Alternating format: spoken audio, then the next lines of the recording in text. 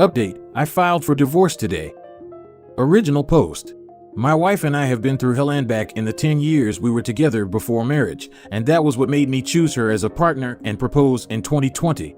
We had the best year of our lives in 2022, amazing wedding, reconnecting honeymoon. I had really put work into our relationship and it was showing. Plus promotions and work success as we geared up for kids, unsuccessful but we're actively trying, and house buying planning.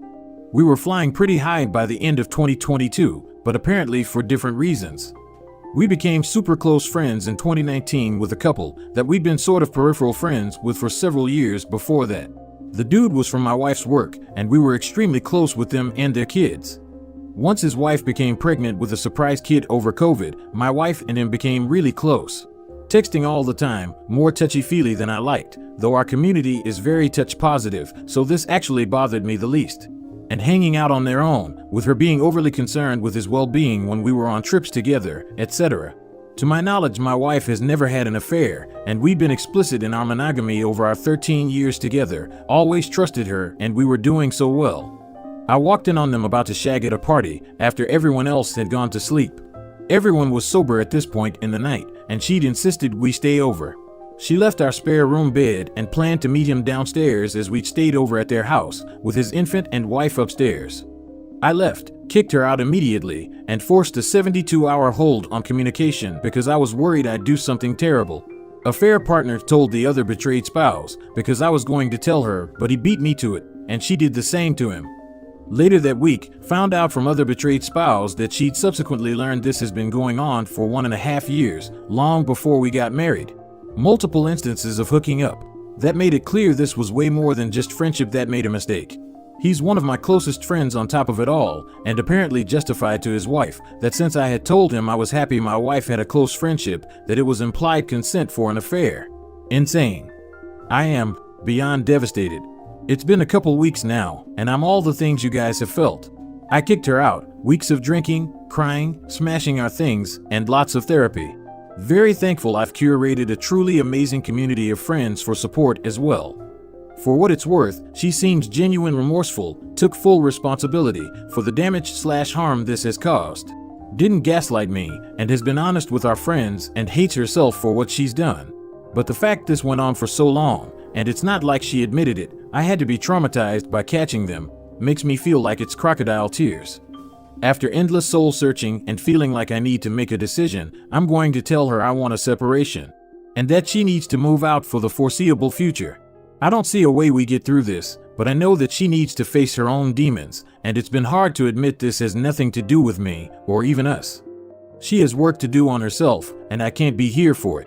Maybe one day something will rise from the ashes, but our relationship is destroyed.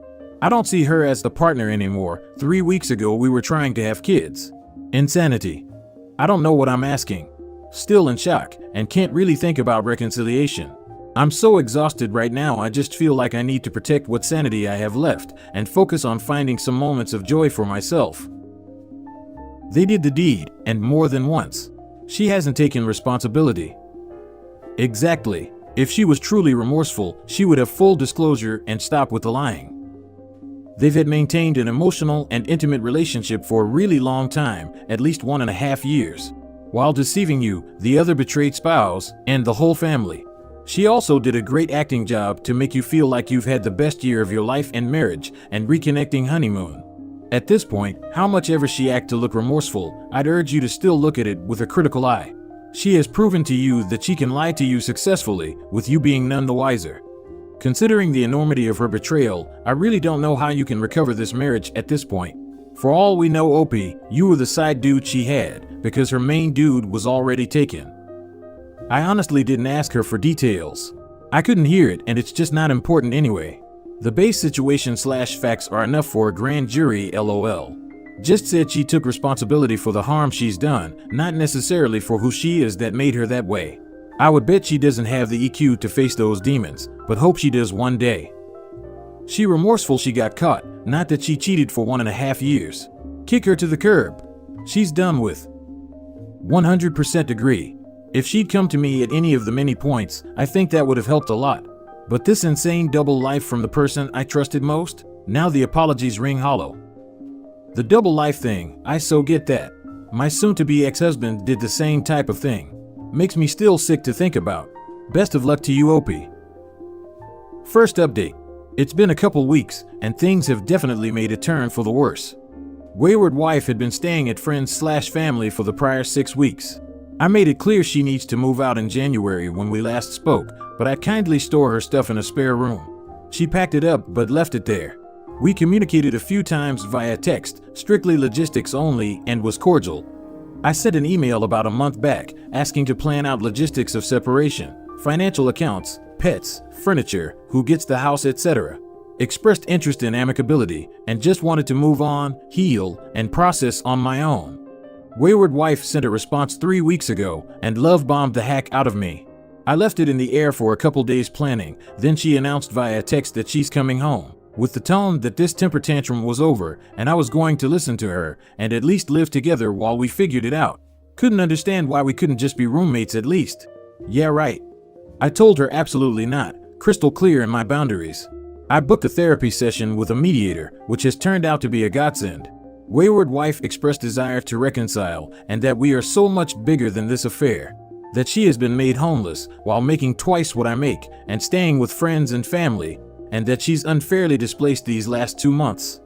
I told her flat out I want a divorce and this isn't fixable, and the mediator backed me up. Logistically, I can't afford the house we are renting anyway, and she can have it. Told her I'm aggressively looking for a place for April 1st and that I'll move out in April. I'm staying at a friend's house until then, as I can't even be at my own place without crazy anxiety anymore and think I have a great place bagged. We're trading off a few days at a time so I can keep an eye on pets and stuff. I told her that I told our landlord that I'm leaving and need a rental reference, and she lost it on me that I'm going to get her evicted. LOL, she can afford this place twice over. She called me last week freaking out, that I'm abandoning her in her time of crisis, that I'm running away, that I'm just doing this to punish her. Had another therapy session this week, and she said how unnecessary and mad she was that I'd thrown away stuff in the house while she was gone.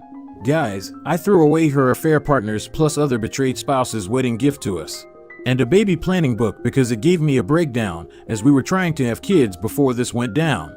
Yeah, unreal. I think we made some progress emotionally. I am just a broken record with my own boundaries, and it's definitely helped them land for her when they are reflected by a third party that calls her out on being delusional. But she's clearly hysterical, and I need her on board so we can get a financial plan in place and logistically exit this with grace and dignity, which is what I'd asked for weeks ago. But holy smokes, she's gone off the deep end. Just completely selfish. There's no longer empathy for what she did to me. Everything that's happened after the affair was found out is decoupled in her mind as not consequences, just injustices done to her. And while these sessions give structure to what we discuss inside and out of it, and that's really crucial right now for my own emotional safety, she just clearly sees everything as being done to her to spite her now. I'm moving out in 2 weeks, and holy heck, I can't wait to get out of this. I'm trying the patient route, hoping for a better, less expensive financial outcome, but I'm worried she's going to lose her actual mind when I get another lease. Silver lining? Definitely put a bullet in any last thought I had for reconciliation before divorce. Well, you are getting the full narcissist treatment. It's frankly impossible to have an amicable divorce with one. I'm being super patient trying to get an amicable split here.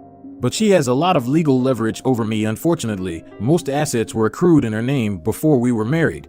Our assets are really simple, so I'm still hoping we can make something close to fair in the division. But losing hope that someone this selfish won't be able to do it, even after it all. Lesson to all of you folks, get your legal stuff signed while they are still remorseful and caught with the hand in the cookie jar. Won't last forever. I don't know, man. Look at it this way. Your wife makes double what you make and has a lot of properties in her name, but yet can't make you stay with her. I bet she is extremely frustrated with the fact she can't get you to stay. Probably why she is acting the way she is acting. Trust me, the money and stability I'm giving up is hard to watch go up in smoke. But if I stayed for those reasons, I'm just a prostitute, right? I think if I don't leave now, I won't have the will later. Especially since we were so close to kids that were actively trying, house, the works. But man, this whole thing stings. Just stay the course, OP.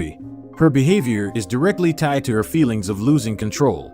She's experiencing the very worst possible outcome for her actions, and she can't deal with the shame. 2 more weeks, and you can start building the groundwork for the next chapter of your life. Yet ultimately she's in pain, and I get that facing the enormity of what she's done must be incredibly hard. It's easy to threaten, so saving those cards as a last resort. Remain hopeful she's going to stop flailing, and at least meet me somewhere near the middle and play hardball later. Second update.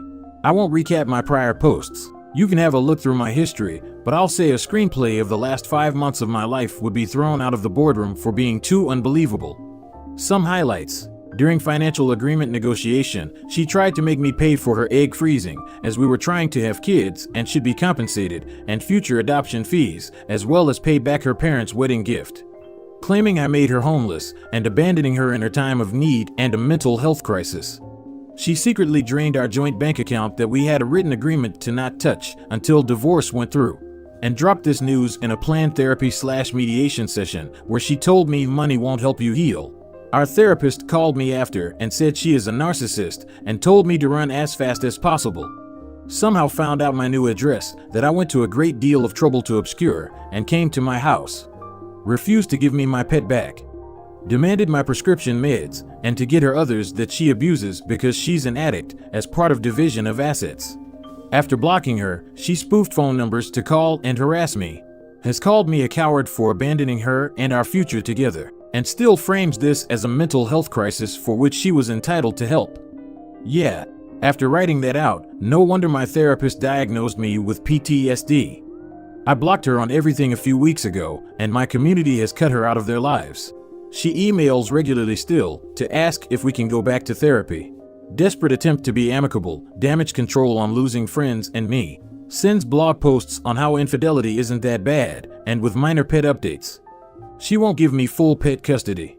It's in her name on paper unfortunately, but is actually mine, which is an obvious attempt at continued contact via a shared setup, pickups and drop-offs. And has broken my heart to face giving it up, as I struggle with guilt versus duty to self, to avoid contact with ex at any cost. Now me. I moved out 2.5 months ago. Some days and weeks go by, and I'm happy with my new life, and I manage to distract myself from the loneliness. I try to reframe it as peace and freedom. Sometimes it's still overwhelming, depressed, and in pain still. Sense of ennui, numbness, and pointlessness of my life. I have a great therapist and a community of friends, hobbies, healthy self-care routine, but it only does so much. The other betrayed spouse and I are really tight. We'd been close friends for many years before this. She's incredible and honestly an example of strength I aspire to. Definitely a light in my life in more ways than one. But it's still really tough, a lot of days. She filed for divorce too. Our 1-year wedding anniversary, together for 12 plus years, was a couple weeks ago, and it's honestly been like D-Day flashbacks all over again. Very angry, depressed, consumed by the injustice of the life I worked so hard to build, and the partnership I relied on that I was so proud of, being torn from my grasp. That she married me full well knowing I didn't consent to what she was doing. Grief at what I've lost. I know I have a lot to offer, my life has potential and I'm perfectly fine on my own. But that was never my choice. Many days, I'm still reeling in pain. I work out hard regularly, lost some weight, get outside, see lots of friends, sleeping better, no solo drinking, on some medication that helps with anxiety. It's progress, but while I wish I could say I was killing it, unfortunately I'm not. Filing for divorce this week and getting a financial agreement together didn't even feel good. Just a minor sense of accomplishment marred by concern that she's going to go ballistic and do something insane. I'm still not 75% of the way back at work, and it's beginning to take its toll as I work in a demanding field, despite an understanding boss. I try to relish in the presence of my day-to-day life, not looking past the next couple of days. Compartmentalize the pain for some periods so I can actually look beyond my own trauma for a minute. But I'll be honest, I am unsure if I'm moving forward now out of momentum and habit or actual genuine desire for my life path and career. I'm emotionally exhausted, like a shadow that creeps at the corners of my vision and saps the zest for life I had before this happened. Obviously, this person is a narcissist. Clinical professionals have verified it in fact. And I have no desire to get back together with her.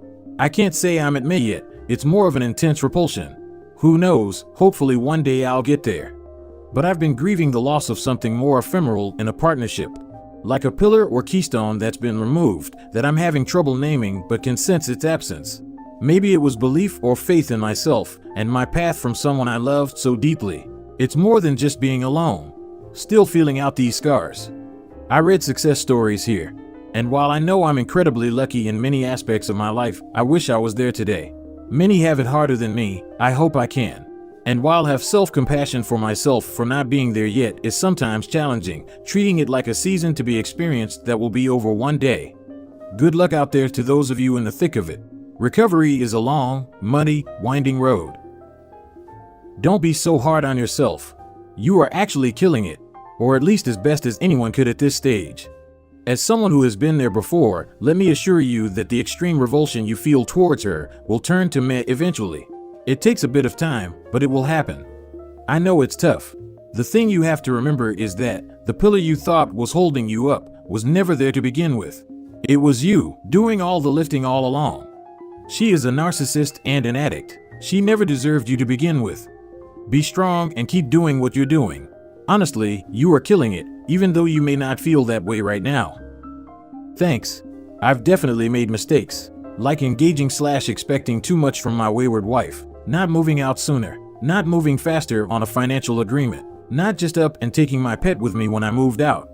I might still be making them. Involving the other betrayed spouse in my life, we've been close friends for ages, feels like a blessing and that we are mutually supporting each other. But is it trauma bonding and somehow toxic? Should I be traveling, or dating, or taking this opportunity for a career change? Break into her house and steal my pet back? I'm kind of an anxious thinker and trying to calm those thoughts and just focus on the present and how it feels for once in my life, as opposed to what I typically do, which is plan A, B to Z.